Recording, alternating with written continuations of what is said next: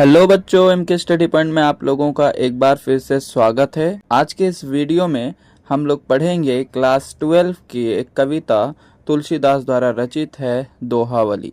तो इस वीडियो में दोहावली के दोहा नंबर 7 से लेकर के दोहा नंबर 12 तक हम लोग सप्रसंग अर्थ के साथ व्याख्या समझेंगे, जो आपके एग्जाम्स के लिए काफ़ी सहायक होगा। तो पूरा समझने के लिए वीडियो के अंत तक जुड़े रहें। अगर आप चैनल पे नए हैं तो चैनल को सब्सक्राइब कर लें। चलते हैं स्टूडेंट्स, समझते हैं कि तुलसीदास ने अपने 7वें दोहों के माध्यम से क्या बताया है। ज्ञान कहे अज्ञान बिनु, तम बिनु कहे प्रकाश, निर्गुण कहे जो सगुन बिनु, सो गुरु तुलसीदास। प्रस्तुत दोहा तुलसीदास द्वारा रचित एक प्रसिद्ध दोहा है। इसका अर्थ है कि ज्ञान अज्ञान के बिना अधूरा है, जैसे प्रकाश अंधकार के बिना नहीं समझा जा सकता और निर्गुण सगुण के बिना स्पष्ट नहीं होता। अर्थात दोहा में तुलसीदास जी कहते हैं कि ज्ञान अज्ञान के बिना क्या है, और प्रकाश अंधकार के बिना और निर्गुण सगुण के बिना पूरी तरह से नहीं समझा जा सकता। अर्थात अज्ञान अंधकार और सगुण को समझने के लिए ज्ञान प्रकाश और निर्गुण को समझने आवश्यक है। अर्थात जब तक अगर आपको जो है अज्ञानता का सामना नहीं करना पड़ेगा, तब तक आपको ज्ञान का पता नहीं चलेगा। जब तक आप कभी अंधेरे में नहीं रहोगे, तब तक आपको प्रकाश की पता नहीं चलेगा। अर्थात अगर आपको प्रकाश के बारे में जानना है तो आपको अंधकार के बारे में भी जानना पड़ेगा। चलते स्टूडेंट्स, देखते हैं कि तुलसीदास अपने 8वें दोहा में क्या कहते हैं। 8वां दोहा है, नहीं जाचत नहीं संग्रही, शीस नई नहीं लेई, ऐसे मानी मांगने ही को बारिद बिन देई। कुछ कठिन शब्दार्थ लिख लेते हैं स्टूडेंट्स। जांचत मतलब होता है मांगना, संग्रही इकट्ठा करना, शीस सिर, नाई झुकाकर, लेई मतलब लेता है, मांगने ही चातक पक्षी को कहते हैं, बारिद बादल को कहते हैं, देई देना को कहते हैं। प्रस्तुत दोहा में कवि तुलसीदास जी कहते हैं कि चातक पक्षी केवल बादल द्वारा बरसने वाली जल की बूंदों को ही ग्रहण करता है और उससे अपनी प्यास बुझाता है, किंतु वह किसी से भी जल की बूंदों के लिए याचना नहीं करता है और ना ही वह जल की बूंदों को संग्रहित करता है या इकट्ठा करता है। यहाँ तक कि वह स्वाति नक्षत्र के जल को भी सिर झुकाकर नहीं पीता है, वह अपनी चोंच ऊपर करके रहता है और बरसने वाले जल बूंद को पी लेता है। इस प्रकार से स्वाभिमानी मांगने वाले को बादल के अलावा कौन दे सकता है, यानी स्वाभिमान है उसके अंदर और वो बादल के अलावा कोई भी उसके प्यास को नहीं बुझा सकता।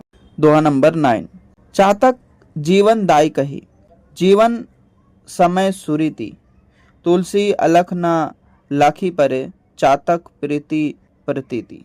कठिन शब्दार्थ लिख लें। दाई कही मतलब देने वाला, समय मतलब होता है समय या संयम, सुरुति यानी अच्छी तरीके से, अलख अदृश्य होता है, लाखी परे मतलब होता है देखना या देख ना सके, प्रीति प्रेम को कहते हैं, प्रतीति मतलब पता चलना। कवि तुलसीदास जी कहते हैं प्रस्तुत दोहा में, चातक पक्षी को जीवन देने वाली स्वाति नक्षत्र में बरसने वाली बूंदें हैं जो उसे बादलों से मिलता है। इसी कारण चातक पक्षी मेघ से गहरा प्रेम करता है और इसका प्रेम इतना गहरा है कि मरने तक भी वैसा ही रहता है। तुलसीदास जी कहते हैं कि चातक का ये प्रेम अदृश्य है, दिखाई नहीं देता है। यह सच्चे प्रेम को न करने वाले को दिखाई नहीं पड़ता है, यानी जो सच्चा प्रेम करता है, जो सच्चे प्रेम को जानता है, उसी को दिखाई पड़ता है। उसके प्रेम का ज्ञान उनको नहीं हो पाता जो प्रेम को नहीं समझता। दोहा नंबर 10, बाध्यो अधिक पारियो, पुण्य जल उल्टी उठाई चोंच, तुलसी चातक प्रेम पट, मरतहु लगी न खोज। बाध्यो मतलब होता है मारना, बाधिक मतलब होता है शिकारी, परियो मतलब होगा गिरना, प्रेम पट मतलब होता है प्रेम रूपी वस्त्र, मरतहु मतलब होता है मरते समय, खोज मतलब होता है खरोंच या दाग। कबीरदास जी प्रस्तुत दोहा में कहते हैं कि यह दोहा चातक पक्षी के अटूट प्रेम और निष्ठा को दर्शाता है, जिसे आध्यात्मिक संदर्भ में भक्त का अपने आराध्य के प्रति अनन्य भक्ति के रूप में समझा जा सकता है। एक शिकारी चातक पक्षी पर वान चला दिया, जिससे चातक गंगा के पवित्र जल में गिर गया। उस क्षण उसने सोचा कि यह अंतिम समय है, थोड़ा गंगा जल पी लिया जाए। लेकिन वह अपने प्रेम के कारण नहीं पीता है, क्योंकि वह सिर्फ स्वाति नक्षत्र के बूंद को पीता है और अपनी चोंच ऊपर कर लेता है और प्राण त्याग देता है।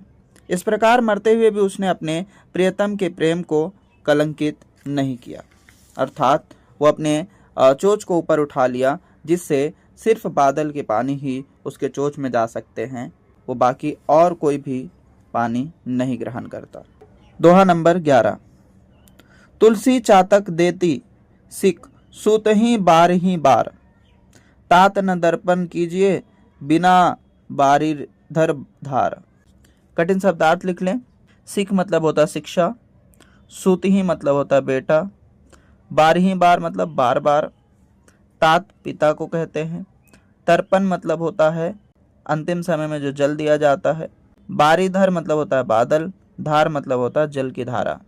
तुलसीदास जी कहते हैं कि चातक पक्षी अपने पुत्र को बार बार यह शिक्षा देता है कि पुत्र, मेरे मरने पर मेरे मेघ की धारा को छोड़ करके किसी और जल से मेरा श्राद्ध कर्म मत करना। यह दोहा चातक पक्षी को अपने प्रियतम मेघ के प्रति अटूट निष्ठा और अनन्य प्रेम को दर्शाता है। चातक पक्षी केवल स्वाति नक्षत्र की वर्षा का जल पीता है और किसी अन्य जल को ग्रहण नहीं करता है। वह अपने पुत्र को भी यही सीख देता है कि जीवन या मृत्यु के किसी भी समय अपने प्रेम को नहीं छोड़ना चाहते, और अपने पुत्रों को भी कहते हैं कि अगर मेरा अंतिम संस्कार करना तो अंतिम समय में भी मुझे स्वाति नक्षत्र के अलावा किसी और जो है जगह का पानी मुझे मत देना। दोहा नंबर 12। जड़ चेतन गुण दोषमय विश्व कीन्ही करतार, संत हंस गुण गाही पय परिहरी बारी विकार। कठिन शब्दार्थ लिख लें। तो जड़ मतलब निर्जीव, चेतन मतलब सजीव, गुण दोषमय यानी गुण और दोष से भरा, विश्व यानी संसार, कीन्ह मतलब करना, करतार मतलब हो गया भगवान, संत सज्जन को कहते हैं, हंस पता है, गुण पता है, गाही मतलब होता है ग्रहण करना, पय मतलब दूध होता है, परिहरी त्याग को कहते हैं, बारी मतलब पानी और विकार मतलब बुराई। प्रस्तुत दोहा में कवि कहते हैं कि ईश्वर ने इस संसार को निर्जीव और सजीव दो चीजों से बनाया है और यह संसार गुणों और दोषों से भरा हुआ है, लेकिन हमें वही ग्रहण करना चाहिए जो हमारे लिए लाभदायक हो। जैसे हंस पानी में मिले दूध से केवल दूध को ग्रहण कर लेता है और पानी को छोड़ देता है, उसी प्रकार संत पुरुष संसार में भरे गुण दोष में से गुणों को ग्रहण करते हैं और दोषों को त्याग देते हैं। ठीक वैसे हमें भी संसार में मौजूद गुण और दोषों में से सिर्फ हमें गुण को ही ग्रहण करना चाहिए, बाकी बुराई को त्याग देना चाहिए। धन्यवाद स्टूडेंट्स। अगर वीडियो पसंद आया तो वीडियो को लाइक करें, चैनल पर नए हैं तो चैनल को सब्सक्राइब कर लें।